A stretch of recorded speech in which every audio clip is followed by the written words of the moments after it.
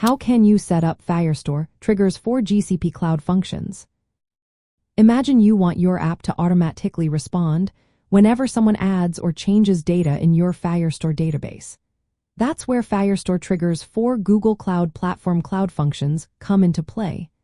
They let your backend code run automatically based on specific database events. Setting this up might seem tricky at first, but it's straightforward once you understand the steps. First, you need to decide which Firestore event will trigger your function.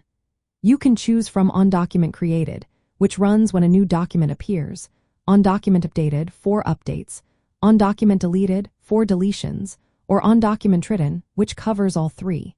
You also specify the document or collection path you want to monitor. For example, you could watch the entire user's collection by setting the path to users/user ID. The curly braces act as wildcards, so the trigger applies to any document in that collection. Next, you write the Cloud Function code. You can use languages like Node.js or Python supported by Google Cloud. Your code will receive event data that includes snapshots of the document before and after the change.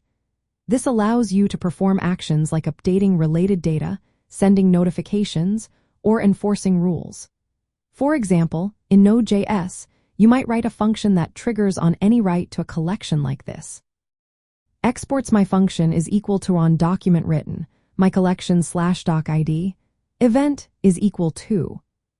Const before data is equal to event, data before data. Const after data is equal to event, data after data. Add your logic here. In Python, it looks like this. Add onDocumentCreated. Document is equal to user/user ID. Def my function event. Data is equal to event, data. Hash your logic here. Once your code is ready, you deploy the function. It's best to deploy it in the same region as your Firestore database to reduce latency. During deployment, you specify the location, such as US Central 1 or Europe West 1. If you want to connect Firestore events to other services, you can use Eventarc. Eventarc lets you set up triggers that listen for Firestore events and invoke Cloud Run services instead of Cloud Functions. This setup involves configuring event filters for specific Firestore event types and assigning the right permissions to your services.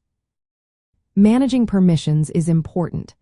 Make sure the service account used by your Cloud Function or Eventarc trigger has access to Firestore and the ability to invoke functions. Following the principle of least privilege keeps your setup secure. Finally, test your triggers thoroughly. Use cloud logging and monitoring tools to check that your functions run correctly and handle errors smoothly. You can test locally or in a staging environment before going live. Using Firestore triggers with Google Cloud Functions opens up many possibilities. You can automate data workflows, validate data in real time, or trigger security alerts. It's a powerful way to build reactive, event-driven applications that scale easily. This setup takes full advantage of Google Cloud's serverless architecture, making your backend more flexible and responsive.